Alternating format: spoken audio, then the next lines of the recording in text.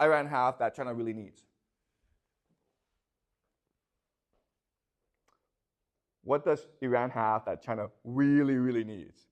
It really needs this. The Chinese economy needs what? Oil, right? So basically, China can afford for the United States to take over both Iraq and Iran, because then it can control the energy supply to China. Okay, does that make sense? So China would involve itself over time in order to make sure that it's able to obtain oil from the Middle East. China right now is getting most of its oil from the Middle East. Okay? But it will take time for Russia and China to get themselves involved. For Russia and China to get themselves involved in this conflict, Iran must prove two things. What are these two things?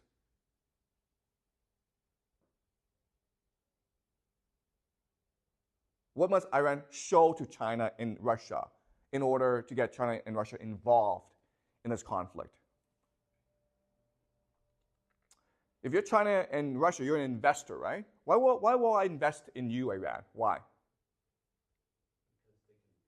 Exactly, okay? So the first thing is we will fight. Second thing is we will win, okay? So this will take time for Iran to prove this to Russia and China. And the more that Iran can show it can win, the more that China and Russia will invest in Iran, both financially and militarily and politically. Okay, does that make sense? Okay, so this will take time. And the third thing is win global opinion. So how will Iran win global opinion? What's happening right now that's helping Iran win global opinion, basically?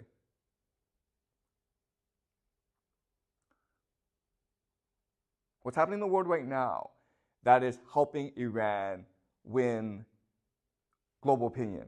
Or why is the world becoming more supportive of Iran? What thing is happening right now that is outraging or angering the world?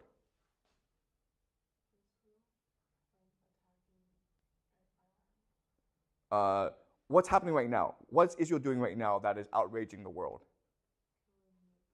Yeah, Gaza, okay? So this is really important for Iran. It must maintain the world spotlight on Gaza, okay? Because what's happening in Gaza, it's basically genocide, right? Where the Israelis are committed to solving the Palestinian problem once and for all. And that basically means removing the Palestinians from Gaza. They can go to Egypt, they can go to Jordan, it doesn't matter, okay? But the Israelis want them out of Gaza, okay? And so this will go on for many, many years. And as long as the attention is on Gaza, then people will become much more sympathetic towards Iran over time. Okay? If you've been following the news about America, there have been major protests at Yale and at Columbia and other universities about what's happening in Gaza, okay? All right. And the last is weaken the enemy. Okay, so what does this mean? It means that when the United States invades Iran 2 years from now, 6 years from now, who knows? But when it does so, it wants to build a large coalition of forces, okay? Because then it gives itself legitimacy, right? So this coalition will consist of NATO, Middle East countries, right? And Israel, Saudi Arabia, many, many countries. And what Iran needs to do is create conflict and dissent in this coalition. Okay? And the way it does that is by building up internal dissent. Okay? Does that make sense? There are many people, most people in America do not support a war against Iran. And so Iran needs to encourage this internal dissent. Okay? It can also create conflict between NATO and the United States, okay? Because obviously America will want NATO involved in its invasion of Iran, but why would France and Germany want to involve itself, right? Okay, does that make sense? So these are the four major goals of Iran, and it must accomplish all four goals if it is to survive an invasion, okay? So from now on, everything that Iran does will be to accomplish all four goals, okay? And this is part of asymmetrical warfare. Does that make sense? All right. Now let's look at a concrete example. And the concrete example is Operation True Promise. Why did Iran design Operation True Promise the way it did? And the answer is to accomplish all four goals, right? The first is unite the population. And the idea here is Iran needed to show its population that Iran can strike back against Israel, okay? So that's the first thing. Build alliances. Striking Israel is showing its allies and to China and Russia that Iran is willing to fight, okay? Win global opinion. Now, what Iran said is, we designed the strike to not cause damage in Israel.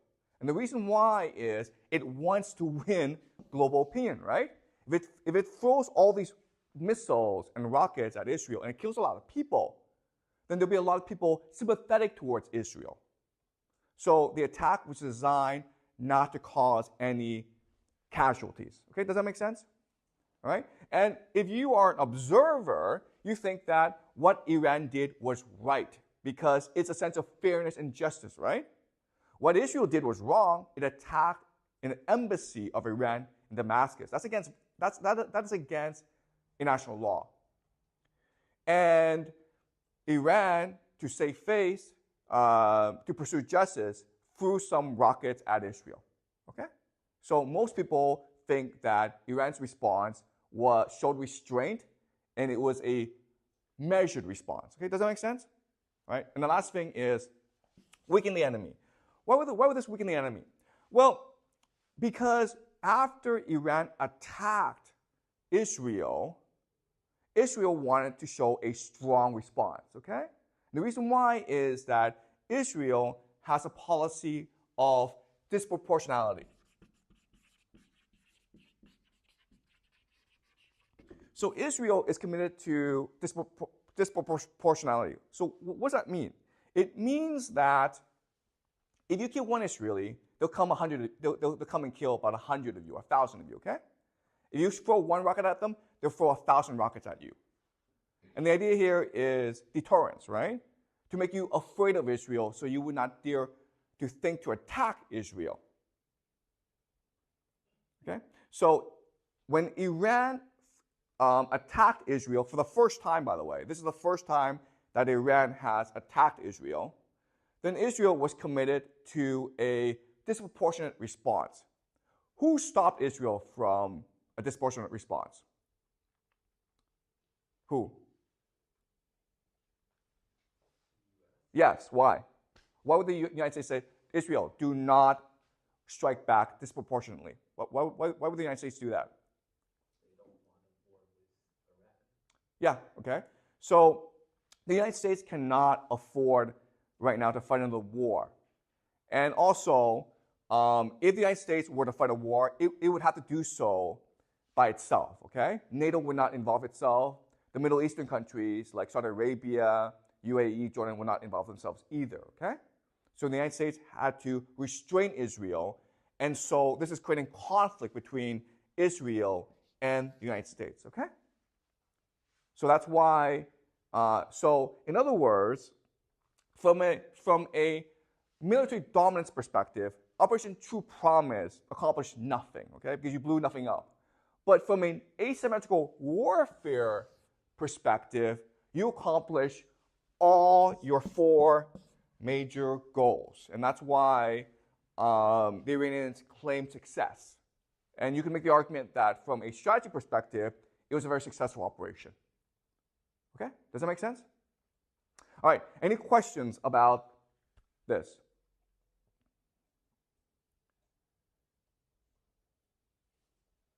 Anything you want to clarify, or you don't really understand?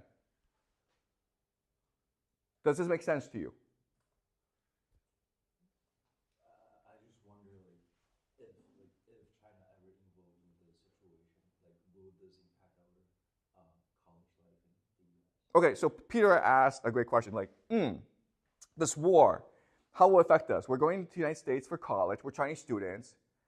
Okay, and the answer is this, okay? The answer is, in war, there's something called rules of engagement. And so before they have a war, all the major parties agree on what the rules are, okay? So for example, you look at the war in Ukraine. Now, the United States and NATO are openly supplying weapons and financing and intelligence to Ukraine, right? But from the Russian perspective, we allow that, okay? We will not allow NATO to send troops to fight with the Ukrainians, but we will allow NATO and the United States to provide weapons and financing. Okay, does that make sense? This is what we call the rules of engagement, the rules of war. Okay? So the same thing would happen if the United States were to invade Iran. Before the actual invasion, there would be an agreement among all major parties, which would include Iran, the United States, Russia, China, Israel, about the rules of war. And so one important rule of war is you're not allowed to use tactical nuclear weapons, okay? Iran, you may have nuclear weapons, you're not allowed to use them. United States, you have nuclear weapons, Israel, you have nuclear weapons, but you are not allowed to use them in this war, okay? That would be the first agreement. Second agreement is that Russia and China are allowed to provide assistance in a very limited basis, okay? So China would probably provide weapons and material. But this will not impact the relationship between China and the United States, okay? And during this war, China will maintain a position of what we call strategic ambiguity. And all this is saying is that China is not going to say that we support Iran. Okay? Russia will not come out and say we support Iran. Never, before this war happens, Russia and China could, if they choose, sign a treaty with Iran saying that if anyone attacks you, we'll come to your aid, right? They will not sign this treaty because they need to maintain strategic ambiguity. Okay? China and Russia do not want to be dragged into this war. Does that make sense? Okay, so my guess is that China will provide assistance to Iran, but on a very limited basis and on a basis that the United States can accept. Okay, that's the first thing. Second thing is, listen, I'm just making a prediction that this war will happen. I don't know if it's going to happen. Okay, you understand? I'm just your high school teacher. I'm not making the decisions. Okay. I'm just teaching you how to think about geopolitics. And third of all, when you're actually in the United States, you'll find that there's so much anger at Israel that no one really cares about Chinese students. Do you understand? I mean, at that point, most Americans will be extremely anti-war. It'll be like the Vietnam War, where you have this massive protest and civil unrest because there were a lot of Americans who were against the war. And quite honestly, it was a pointless war. America accomplished nothing by fighting the war. Okay. So great question, Peter. Does that make sense to you? Okay. Any more questions? Will the Israelis use any strategies since it's not an empire? Okay. Great question. Okay. So we talked about the idea of hubris, right? Empires have hubris. And so Israel is a small nation, about 8-9 million people, right? It's not the American empire. It's not the American empire. The problem is this. The problem is that if you look at the Middle East, the strongest military power in the Middle East is Israel by far. Okay?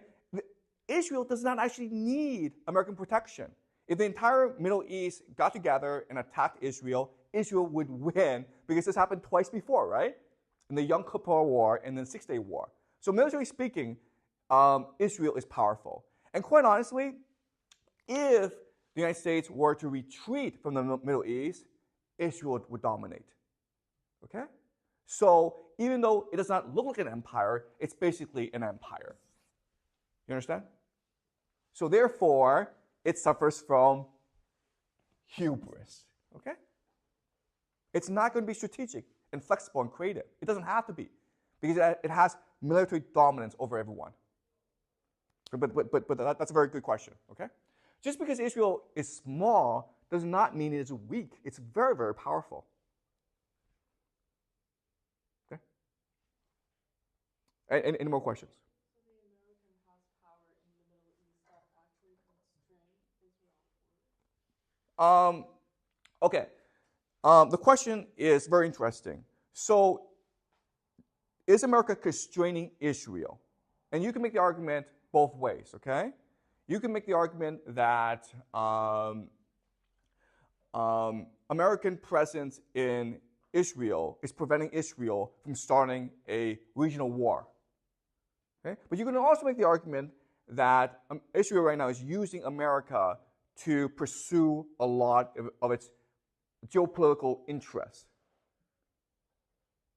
Okay, so it's a very complicated question. Okay, but I think that I personally think that America is right now constraining Israel. Okay, because Israel needs American support, and that constrains the actions of Israel. But if America were not around, then it's possible that Israel unleashes the full might of its military. And its military is very, very powerful. Okay? All right? But if America were to leave the region, then I think Israel would become the dominant power in the region. But I think the same is true throughout the world. If America left Europe, who would become the dominant power? Germany, right? And if America left East Asia, who would become the dominant power? Japan, okay? Does that make sense? So I would say that the regional powers right now are Germany, Israel, and Japan. And it's American empire that's constraining all three right now. And if America were just like to go back home and isolate itself, then these three nations would rise to the top. Okay? Any more questions? What will happen to America after it loses the war? That's a great question, okay? So, first of all, listen, this is all theory and conjecture, right? America has not expressed any intent of invading Iran. And if America does invade Iran, then chances are it will win the war, okay? But an invasion of Iran, if it loses the war, it would basically mean the end of the American empire, okay? And the reason why is, if you look at why empires collapse, it's because of three reasons, okay? The first is the idea of extension, okay? Overextension. It's doing too many things at once, okay? It's fighting this war in Ukraine, it's fighting this war in Iran, it's fighting this war everywhere, basically, okay? The idea of overextension, that's the first reason. Second is the idea of debt. It basically just runs out of money, right? Because it's overextended. And this leads to the idea of civil unrest, okay? So the American empire is heading into a lot of trouble over the next 10 years because all three things are happening at once, right? Overextension, debt, and civil unrest. At the same time, the American empire is extremely wealthy and extremely powerful. So even though America loses the war, there's still no peer competitor to the United States. But all that means is that the world will divide into different regional blocks, okay? Where maybe Germany controls Europe, Japan controls East Asia, Israel controls the Middle East, okay? So more of a parallel world, okay? A multipolar world as opposed to a unipolar world where one nation controls everything. Okay? The decline of the American empire is going to take decades, possibly centuries. Okay? But we'll talk about this in future class. Okay? What will happen to America if it loses the war? Okay? Any more questions? Yeah? I'm a little confused. Will Israel or America attack Iran first? Or they are basically the same thing? Okay, so that's a good question. Okay, okay, the ground invasion. What will provoke it? Okay, and that's something that I want to spend a future class on. Okay, but listen, we've done a lot of wars. Okay, and we know that America doesn't really need a reason to fight a war. Do you understand? It can just make up a reason. It doesn't care. So basically, the argument that I want to make is that if Trump wins the presidency, then it's most likely that he will start a war against Iran. Okay, that's what I think. I think it will be Trump who initiates the war, and I think that it will happen maybe 2 years from now. But is there a possibility that Israel will just fight against America? Like, if they're like under constraint and they're disagreeing with it, maybe? So this is a very complicated question, okay? Like, what's the relationship between Israel and America? And the reason why it's complicated is that there's something called the Israel lobby. And again, we need to spend an entire class on the idea of the Israel lobby because it makes no sense, okay? It's really hard to understand by itself. So I'll spend an entire class on the Israel lobby, and then you understand why there's an alliance between Israel and America, okay? All right, but thank you, okay? Any more questions? So just to summarize, we will do a class on Jack's question, what will the war look like, and what will it mean for America if it loses the war. We'll also do a class on David's question, which is, what's the relationship between Israel and America? Okay? Any more questions? We'll be talking about Japan. We will, yes. We'll also be talking about the rise of Japan and Germany. Okay? All right. Any more questions? Okay, great. I'll see you next week, okay?